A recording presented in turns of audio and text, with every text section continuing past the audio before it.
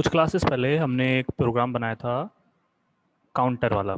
हम इन एरोस पे जब क्लिक करते हैं ऊपर डिव में, नंबर जो है वो इंक्रीमेंट या डिक्रीमेंट होता है डिपेंडिंग कि हम कौन से एरो पे क्लिक कर रहे हैं। यहाँ हमने इनके थ्रू हमने इवेंट्स को समझा था, ऑन क्लिक इवेंट को समझा था कि वो क्या हो रहा है, पारसेंट फंक्शन देखा था, इनर एचटीएमएल भी देखा था। इसी एग्जांपल के थ्रू आज हम इवेंट लिसनर भी क्या होता है वो देखेंगे। जो इसका कोड था वो कुछ इस प्रकार था कि अगर एरो अप पे ऑन क्लिक करते हैं तो इंक्रीमेंट करना है, और अगर एरो डाउन पे क्लिक होता है तो डिक्रीमेंट करना है। यहाँ हमने ऑन क्लिक इवेंट यूज़ किया और 2 बार यूज़ किया इंडिविजुअल एरो अप के लिए और एरो डाउन के लिए। एरो अप पे क्लिक हो तो ये लाइन नंबर 4 एग्जीक्यूट होगी, एरो डाउन पे क्लिक हो तो लाइन नंबर 10 एग्जीक्यूट होगी। इसी काम को हम आज देखेंगे सिंगल ऑन क्लिक से कैसे कर सकते हैं यूजिंग इवेंट लिसनर्स। क्या होते हैं इवेंट लिसनर? इवेंट लिसनर यही होते हैं जब हमें एक ही इवेंट मल्टीपल टाइम्स एग्जीक्यूट करना हो तो हम कैसे इंडिविजुअल बार बार इवेंट को लिखने की बजाय, जैसे बार बार ऑन क्लिक लिखा है उसकी बजाय, कैसे हम एक ही बार इवेंट लिसनर के थ्रू इवेंट को एग्जीक्यूट कराएं ओवर मल्टीपल एलिमेंट्स। अलग अलग एलिमेंट्स पे जब हमें सेम इवेंट अलॉट करना था ऑन क्लिक, तो वो हम कैसे कर सकते हैं वो हम देखेंगे इवेंट लिसनर के थ्रू। अब इस एग्जांपल में हमें ये वाला एरो अप और एरो डाउन, इन दोनों पर ही ऑन क्लिक इवेंट लगाना है। तो इवेंट एक है लेकिन एलिमेंट्स मल्टीपल है, यही काम आता है इवेंट लिसनर। सबसे पहले चीज़ जो हम करेंगे वो है इन दोनों एलिमेंट्स को ग्रैब करेंगे साथ में।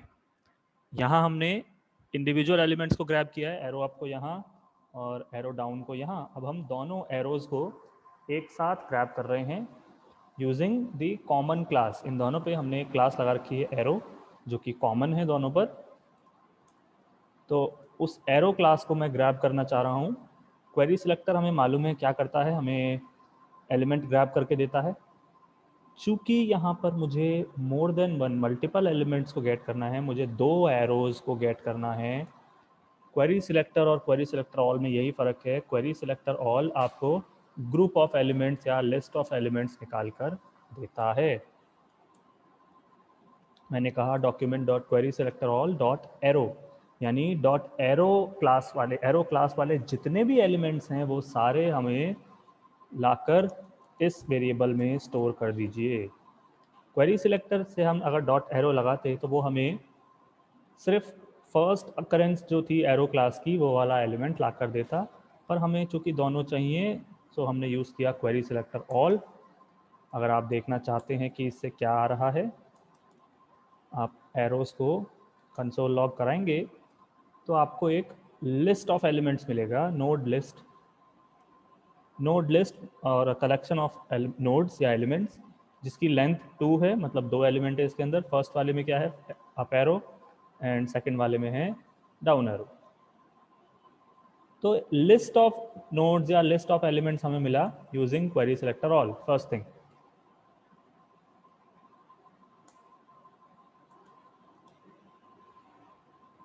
यहाँ हमने कहा था कि जो भी हमने डॉक्यूमेंट गेट किया उस पर इवेंट लगाया, एरो अप या एरो डाउन। अब यहाँ हमने एरोज नाम के वेरिएबल में एलिमेंट्स अगर गेट किए हैं, देखिए अगर हम डायरेक्टली उस पर इवेंट लगाने की कोशिश करते हैं, एरोज डॉट ऑन क्लिक, जैसा हमने यहाँ लिखा है arrow up dot on click या arrow down dot on click, यानी एरो अप पे क्लिक होने पे फंक्शन, एरो डाउन पे क्लिक होने पे फंक्शन। यहाँ मैं कह रहा हूँ एरोज पे क्लिक होने पे फंक्शन। सिंपली अगर हम हाई को कंसोल कराते हैं, कंसोल अलर्ट आप कुछ भी करा सकते हैं, डॉक्यूमेंट राइट करा सकते हैं, देखिएगा हमने कहा है किसी भी एरो पे क्लिक होने पे एक फंक्शन चलेगा जो कि हमें हाई कंसोल में प्रिंट करके देगा। मैंने दोनों एरोज पे क्लिक किया, आप देख रहे हैं कंसोल में कुछ भी प्रिंट नहीं हो रहा।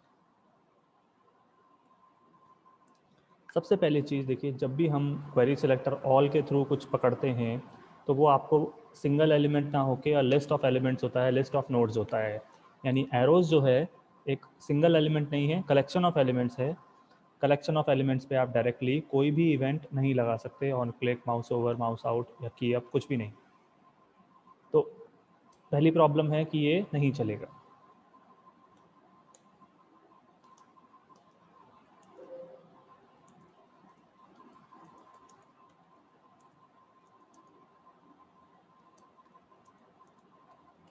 This will not work as arrows, the variable जिस पे हम यूज कर रहे हैं वो कलेक्शन ऑफ एलिमेंट्स है, कलेक्शन पे डायरेक्टली आप इवेंट नहीं लगा सकते।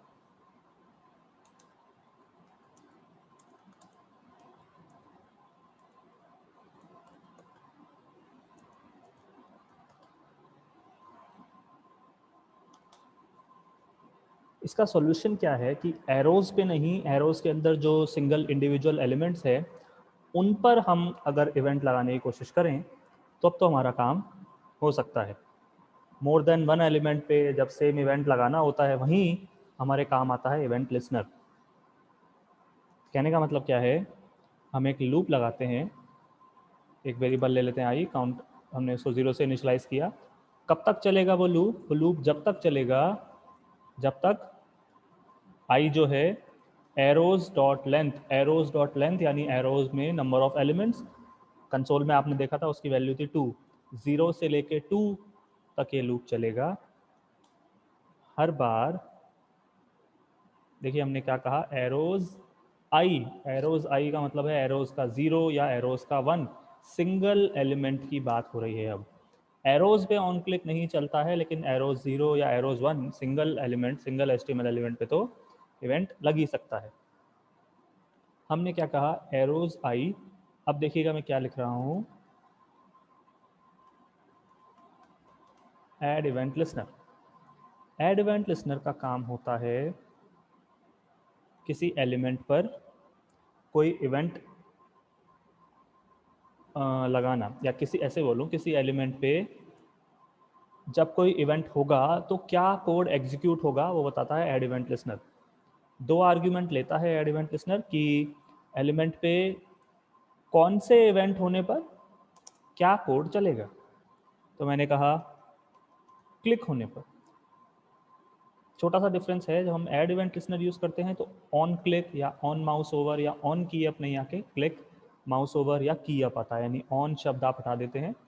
जब हम नॉर्मल इस तरीके से कर रहे थे सिंगल एलिमेंट तो हम डॉट ऑन क्लिक कर रहे थे, इवेंट लिसनर में क्लिक हो जाएगा ऑन क्लिक का, ऑन माउस ओवर का माउस ओवर हो जाएगा। यहाँ हमने कहा है एरोज आई पे क्लिक होने पर एक कोड चलेगा। कोड क्या होगा, आपको यहाँ पे एक फंक्शन पास करना होता है, नॉर्मल नेम्ड फंक्शन भी हो सकता है, अनोनिमस फंक्शन भी हो सकता है। अगर आप नेम्ड फंक्शन चला रहे हैं, से मैंने कहा अपडेट काउंटर, ध्यान रखिएगा इसको ऐसे नहीं लिखना है, ना ही इसको कोट्स में लिखना है। अपडेट काउंटर सिंपल सादा एकदम ऐसा आएगा, बिना कोट्स के एंड बिना पैरेंथेसिस के। लाइन नंबर 25, 26, 27 पे ये हो रहा है, हमने एक लूप चलाया जो कि 0 से 2 तक चलेगा। वो लूप क्या कर रहा है, एरोज के हर एलिमेंट पे एक इवेंट रजिस्टर कर रहा है कि जब उस पर क्लिक होगा तो अपडेट काउंटर नाम का फंक्शन एग्जीक्यूट होगा। तो अब वो फंक्शन मैं बना देता हूँ, अपडेट काउंटर। अब हमारा टास्क तो ये है कि जब भी किसी एरो पे क्लिक हो, काउंटर को आपको इंक्रीमेंट या डिक्रीमेंट करना है डिपेंडिंग कौन से एरो पे क्लिक हुआ है। लाइन नंबर 29 पे हम जब पहुंचेंगे जब दोनों में से किसी भी एरो पे क्लिक होगा। तो अब यहाँ पे हमें ये करना है कि अगर हमने अप एरो पे क्लिक किया है तो काउंटर को इंक्रीमेंट करना है, अगर डाउन एरो पे क्लिक किया है तो काउंटर को डिक्रीमेंट करना है।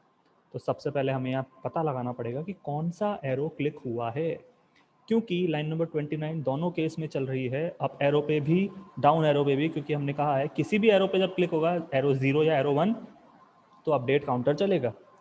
यहाँ और इस एग्जाम्पल के पुराने वर्जन में यही फ़र्क है, यहाँ हमने इंडिविजुअली कहा था, मतलब लाइन नंबर 4 तभी चल रही थी जब एरो अप पे क्लिक हो रहा था, लाइन नंबर 10 सिर्फ तभी चल रही थी जब एरो डाउन पे क्लिक हो रहा था। अब हमने इंडिविजुअल एलिमेंट्स की बजाय हमने कहा है लाइन 29 दोनों केसेस में चलेगी, एरो अप एरो डाउन। तो अब हमें पता लगाना पड़ेगा एरो अप पे क्लिक है या डाउन पे, क्योंकि हमें काम में स्लाइटली डिफरेंस लाना है। अप पे क्लिक हुआ है तो काउंटर इंक्रीमेंट, डाउन पे क्लिक हुआ है तो काउंटर डिक्रीमेंट।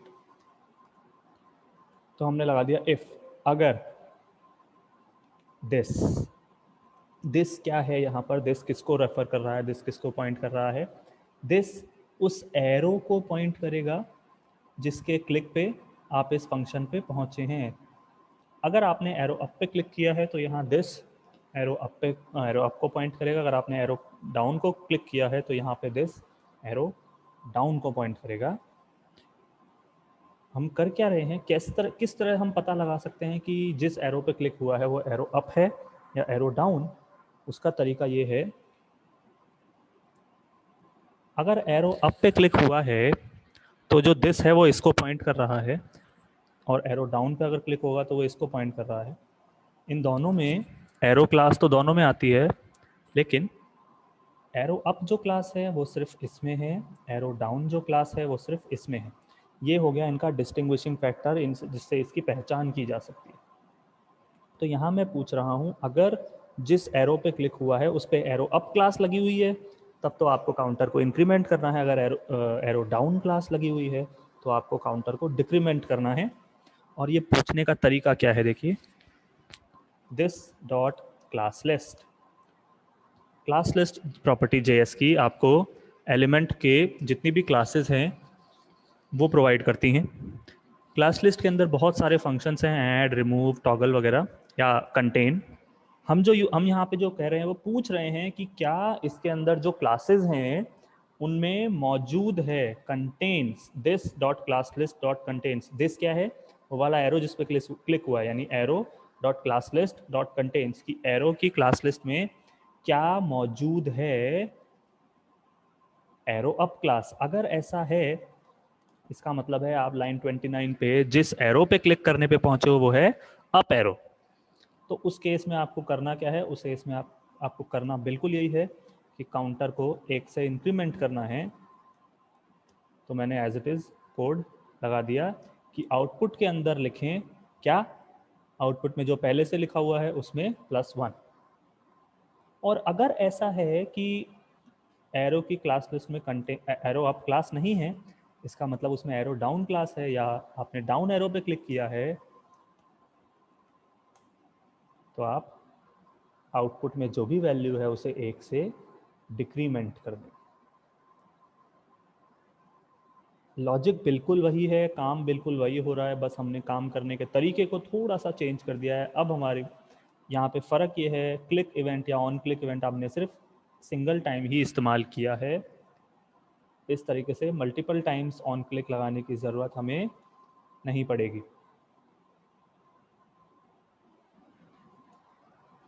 आउटपुट में देखिए कोई फ़र्क नहीं आएगा, ये इंक्रीमेंट डिक्रीमेंट सब कुछ हो रहा है।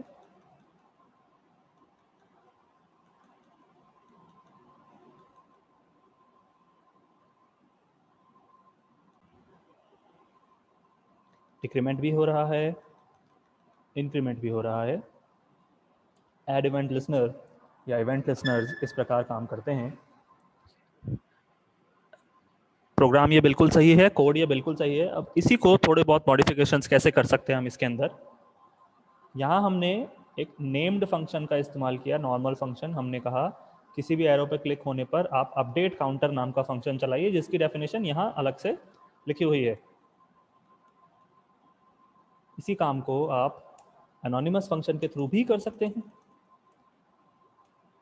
कहने का मतलब क्या है, हमने कहा लूप लगाया, हमने कहा एरो जो एरोज जो नोड लिस्ट है उसमें किसी भी एरो पे क्लिक होने पर आप एक अनोनिमस फंक्शन चलाएंगे, बिना नाम वाला फंक्शन चलाएंगे। इस तरह से, चूंकि अब इस फंक्शन में नाम नहीं है, मैं इसको किसी और लाइन पर डिफाइन नहीं कर सकता, तो इसकी डेफिनेशन भी मुझे यहीं लिखनी पड़ेगी। डेफिनेशन से हमारा मतलब क्या है, ये अपडेट काउंटर के अंदर वाला कोड, इसको आप सिंपली यहाँ से कट करके यहाँ लिख सकते हैं। तो अब हमें इसकी ज़रूरत नहीं है। ये था नॉर्मल नेम्ड फंक्शन के थ्रू, और वही सेम टू सेम काम अनोनिमस फंक्शन के थ्रू कुछ इस प्रकार से हो रहा है। अब हमने कहा है जब आप एरोज के किसी भी एलिमेंट पे क्लिक करेंगे तो ये फंक्शन चलेगा।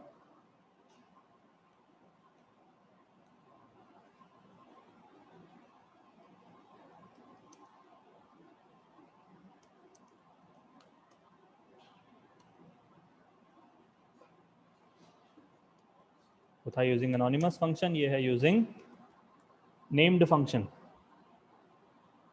थोड़ा सा इसमें चलिए थोड़ा सा अलग डिस्टिंग्विशिंग फैक्टर डाल देते हैं।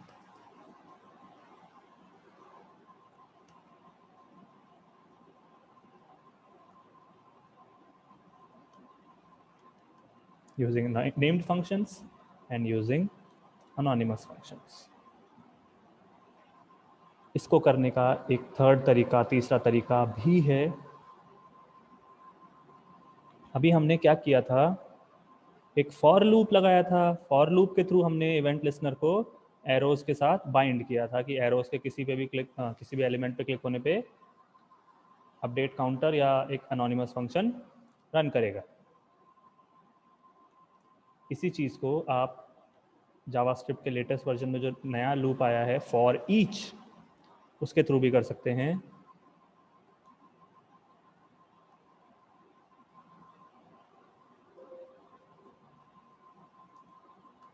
विद फॉर ईच ऐसे भी किया जा सकता है। फॉर ईच किस तरीके से काम करता है, देखिए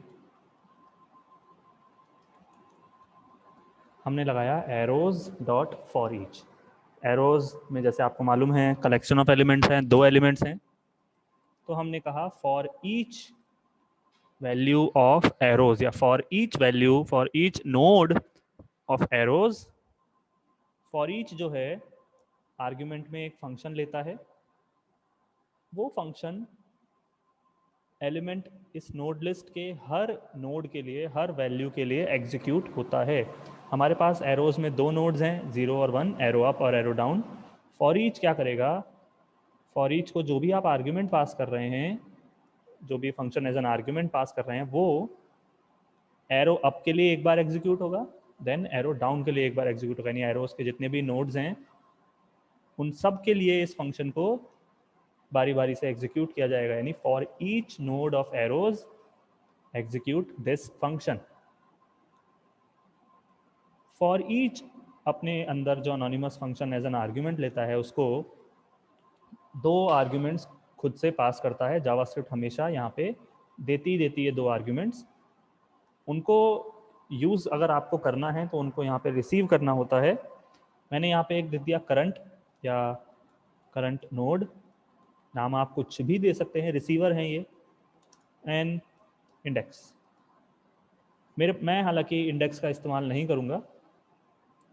करंट नोड क्या होता है, एरोज जैसे आपने देखा था, एरोज में 2 नोड्स हैं, करंट 0 और 1, एरो अप और एरो डाउन। करंट नोड वो होता है वो वाला एरोज का नोड जिसके लिए अभी ये फंक्शन एग्जीक्यूट किया जा रहा है। इंडेक्स कि वो नोड कौन से नंबर का नोड है, 0 1 2 3 4 5 या 6। अगर नहीं समझ में आ रहा है तो हम एक काम करते हैं, करंट नोड को और इंडेक्स को दोनों को प्रिंट करा के देख लेते हैं, कंसोल करा के देख लेते हैं। करंट नोड है ये करंट नोड, और इंडेक्स वैल्यू है ये। इसको जब मैं एग्जीक्यूट कराऊंगा आपको 2 बार करंट नोड देन उसके आगे कुछ और इंडेक्स उसके आगे कुछ दिखाई देगा, क्योंकि एरोज में 2 वैल्यूज हैं। यानी एरोज के 2 नोड्स के लिए ये फंक्शन एग्जीक्यूट किया जाएगा 1 बाय 1। देखिए क्या हो रहा है। सबसे पहले एरो अप के लिए करंट नोड एग्जीक्यूट हुआ, क्या दिया उसने, डिव एलिमेंट। डिव एलिमेंट कौन सा डिव एलिमेंट है, वो डिव एलिमेंट है ये वाला div class arrow arrow up, और उसका इंडेक्स है 0 क्योंकि वो 0 इंडेक्स पे है एरोज में। देन सेकेंड टाइम फंक्शन चला, फॉर ईच चला, अभी भी ऑब्जेक्ट डिव एलिमेंट, अब की बार लेकिन जो उसमें डिव आ रही है वो डिव कौन सी है, एरो डाउन ये वाली, एंड उसका जो इंडेक्स है वो है 1। अगर आप ऑब्जेक्ट डिव एलिमेंट के अंदर क्या है वो देखना चाहते हैं तो वो भी हम पता लगा सकते हैं। Current node dot inner HTML यहाँ कर देते हैं। देखिए इसमें क्या आ रहा है,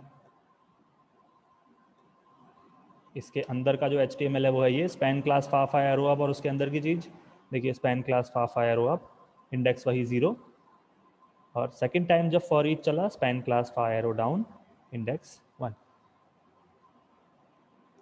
फॉर ईच क्या कर रहा है, एरोज के हर नोड के लिए इस फंक्शन को लाइन 1 बाय 1 एग्जीक्यूट कर रहा है। हमें हालांकि इसके अंदर कंसोल वगैरह कुछ नहीं कराना है, अंदर का काम हमारा एक्चुअली बिल्कुल सेम है। हमने कहा अगर फ़र्क क्या है, बस फ़र्क इतना है, अभी तक हम दिस का इस्तेमाल कर रहे थे, यहाँ पे हम दिस का इस्तेमाल कर रहे थे ये पता लगाने के लिए कि जिस एरो पे क्लिक हुआ है उसमें क्लास कौन सी है। यहाँ पे हम दिस नहीं, करंट नोड का इस्तेमाल करेंगे कि अगर current node dot class list में मौजूद है क्लास एरो अप तो आपको ये चीज़ करनी है, और अगर नहीं है तो आपको ये चीज़ करनी है। इनके अंदर का जो कोड है वो एकदम सेम रहेगा।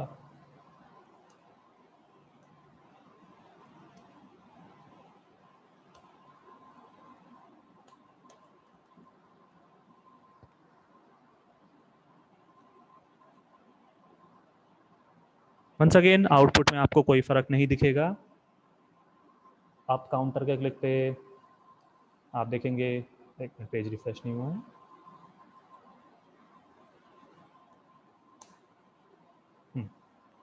आप देखेंगे अब काउंटर के क्लिक पे ओके कुछ एरर आ गई है, चेक करते हैं क्या एरर आई है। Arrows dot for each, arrows के हर एलिमेंट के लिए, हर नोड के लिए ये फंक्शन एग्जीक्यूट करें। वो फंक्शन 2 आर्ग्यूमेंट लेता है, जो भी करंट नोड है वो, और उसका इंडेक्स क्या है, इंडेक्स का हमने इस्तेमाल नहीं किया है। अगर करंट नोड की क्लास लिस्ट में मौजूद है, if current node dot class list contains arrow up, क्या हमने स्पेलिंग मिस्टेक की है, नहीं यार, आर ओ डब्ल्यू है, तो आप ऐसा करें, डॉक्यूमेंट को let output in HTML percent ये एल्स, ये यहाँ बंद हो गया, ये यहाँ बंद हो गया, एंड ये यहाँ बंद हो गया।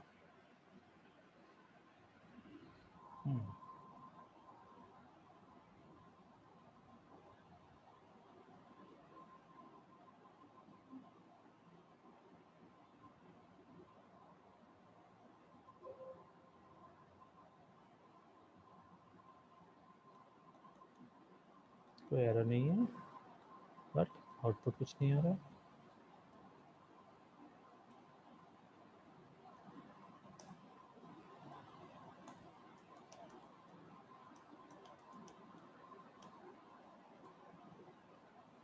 ओके, थोड़ी सी डिबगिंग करते हैं कि प्रोग्राम में क्या मिस्टेक हो रही है। देखिए 2 बार हेलो प्रिंट हुआ, यानी कि हम लूप के अंदर तो जा रहे हैं और 2 ही बार लूप चल रहा है, ये तो सही है। ओके, कंसोल लॉग कराते हैं, कंसोल लॉग हम कराते हैं current node dot class list.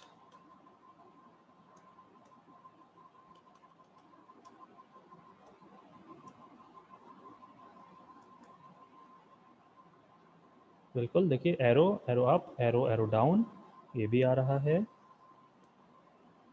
Okay, तो अब हम कंसोल कराते हैं कि क्या हमें क्लास लिस्ट में से एरो अप मिल रहा है कि नहीं मिल रहा, ट्रू या फॉल्स, देखते हैं क्या आता है। Arrow up,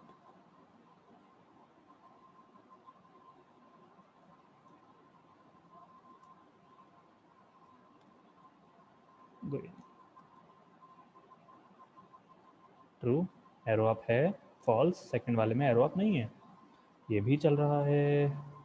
then where is the problem.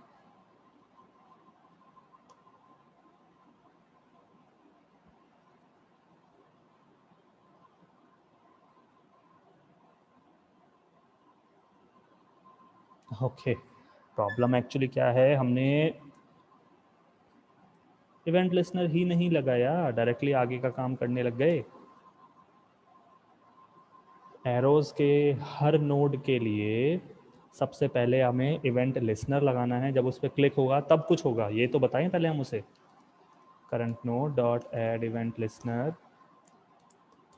हर एक नोड पे क्लिक होने पे फंक्शन चलेगा, उस फंक्शन के अंदर हमें ये पूछना है कि जिस नोड पे क्लिक हुआ है अगर current node dot class list dot contains अगर उसमें एरो ऑफ क्लास है जब तो ये चीज़ करें, और अगर नहीं है तो ये चीज़ करें।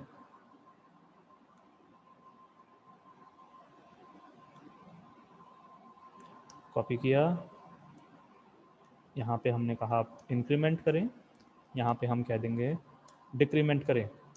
प्रॉब्लम ये थी हमने क्लिक इवेंट ही रजिस्टर नहीं कराया था, तो क्लिक करने पे कुछ हो ही नहीं रहा था, इसकी हमें नीड नहीं है।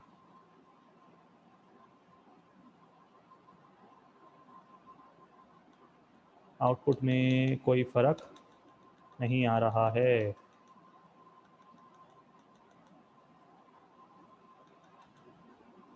इवेंट लिसनर्स इस प्रकार काम करते हैं।